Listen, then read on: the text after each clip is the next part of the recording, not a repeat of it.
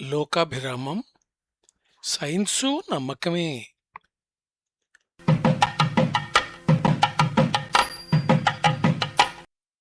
Science గండుచీమ.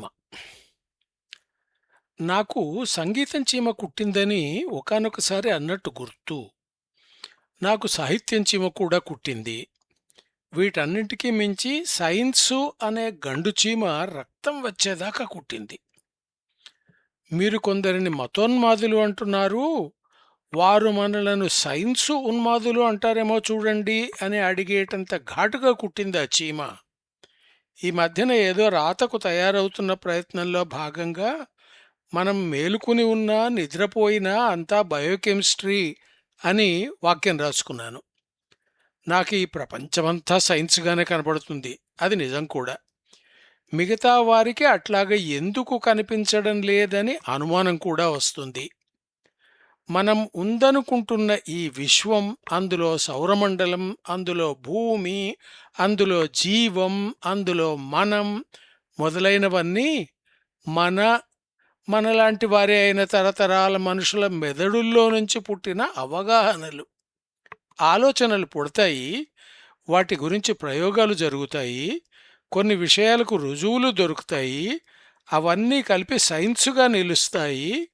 భౌతిక ప్రపంచంలో కూడా పదార్థంగా, యథార్థంగా ఉన్న వాటిని గురించిన సైన్సు ఒక భాగం.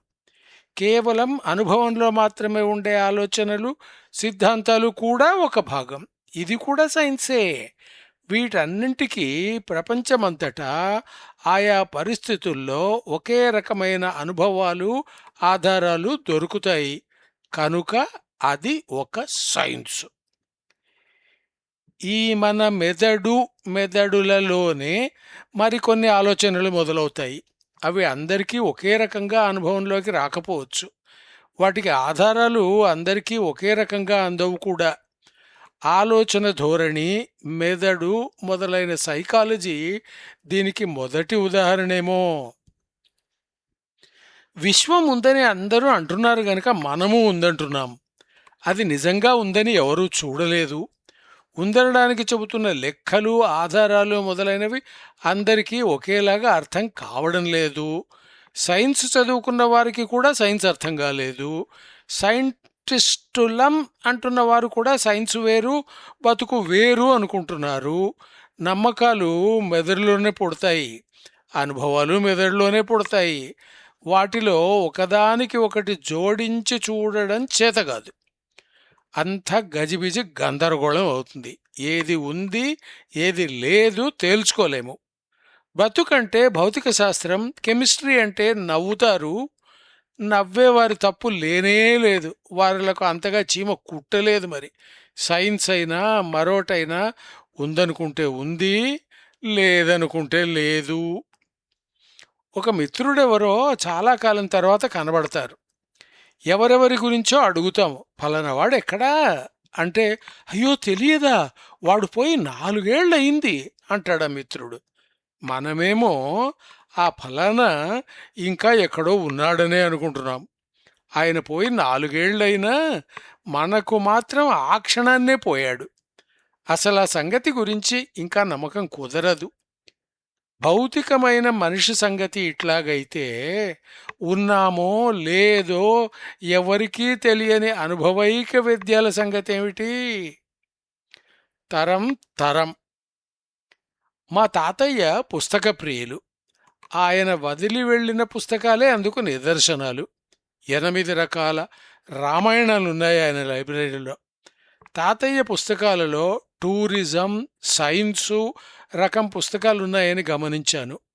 ఆ కాలంలోనే ఆధునిక వైద్యం, ఆరోగ్యం లాంటి విషయాల మీద పుస్తకాలు వచ్చాయని, వాటిని తాతయ్య తెచ్చి చదువుకున్నాడని తెలిస్తే ఈ తిక్కదనం నాటి నుంచి ఉందని అర్థమైంది. మ్యాజిక్, గుర్రాల పెంపకం, ఆయుర్వేదం, చిట్కా వైద్యం లాంటి విషయాల గురించి కూడా తాతయ్య పుస్తకాలు సేకరించి పెట్టుకున్నాడు. నాకు చేతనైనంత కాలం ఆయన పుస్తకాలను నేను కాపాడుకున్నాను. చదువు పేరిట ఇల్లు వదిలి తిరిగి వచ్చేసరికి ఇంట్లో పుస్తకాలు మిగలలేదు. మిగిలినవి పుస్తకాల్లాగా లేవు. అది గమనించి నేను పడ్డ బాధ వర్ణనాతీతం. నాన్న సంప్రదాయ విద్య బాగా చదువుకున్న వ్యక్తి. కానీ ఎందుకో ఆయన లైట్ రీడింగ్ మీద మాత్రమే మనసు పెట్టినట్టు గమనించాను. ఆయన కొన్న పుస్తకాలన్నీ ఇంచుమించు అదే రకం. అవి కూడా మిగలలేదు. సంవత్సరాల తరబడి సేకరించిన చందమామలు, నవలలు మాయమైనవి.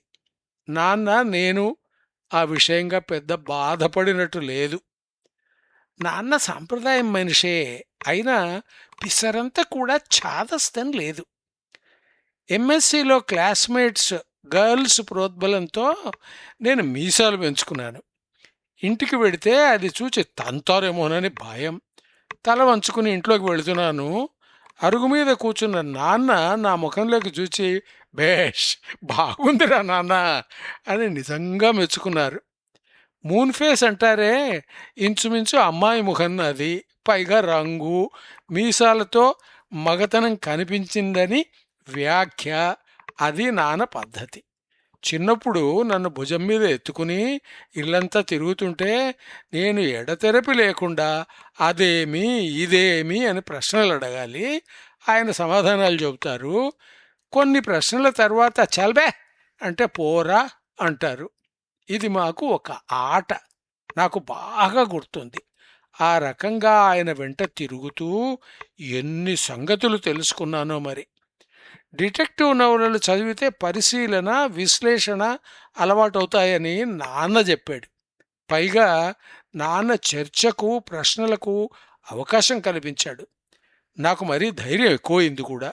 కొన్ని సందర్భాల్లో నాకు తెలిసింది ఇంత, మా పెద్దలు చెప్పింది వారికి తెలిసింది ఇంతే అని ఓటమిని కూడా అంగీకరించేవాడు నాన్న. నాన్నకు నేను ఇవాళ కృతజ్ఞతలు చెప్పగలనా? నాకు ఎంఎస్సిలో గోల్డ్ మెడల్ వచ్చిందని అమ్మ ఒక పండుగ పథకం వేసింది. బంధువులు, మిత్రులు అందరూ వచ్చారు. పూజ, ఏం వ్రతం? సత్యనారాయణ వ్రతమా? ఏర్పాట్లైనవి. రా కూచో అన్నది అమ్మ. అమ్మా, నాకు మనస్థిమితం కుదరదు, పిచ్చి ఆలోచనలు వస్తాయి, అట్లా చేయడం తప్పు కాదా అని అడిగాను. అందరూ నచ్చజెప్పే ప్రయత్నాలు చేస్తున్నారు. నాన్న మాత్రం వాణ్ణి వదిలిపెట్టండి అని అమ్మతో తాను పూజకు కూర్చున్నాడు. నాన్న, మా వెనక కూర్చుని చూడు అన్నారంతే. నాన్న ఒక్కనాడు కూడా ఈ విషయం మీరు చేసి తీరాల్సిందే అని చెప్పిన గుర్తు మాకెవరికీ లేదు. తరం మారింది. సైన్స్ ప్రకారం బతకడం అని ఒకటి ఉందని చాలామంది సైంటిస్టులకే తెలియదు. సంపూర్ణ సూర్యగ్రహణం గురించి పరిశోధించడానికి వెళ్ళిన ఒక ఆయన బురద నీళ్లలో స్నానం చేశాడని యూనివర్సిటీ రోజుల్లో చెప్పుకున్నారు. అట్లాగని మతాన్ని, నమ్మకాలను కాదనడం సైన్స్ అనుకుంటున్నారేమో. మతం వ్యక్తిగతం, సైన్సు సార్వజనీనం. పరిశీలన, ప్రయోగం లాంటి అంచెలతో సాగుతుంది సైన్స్ పద్ధతి.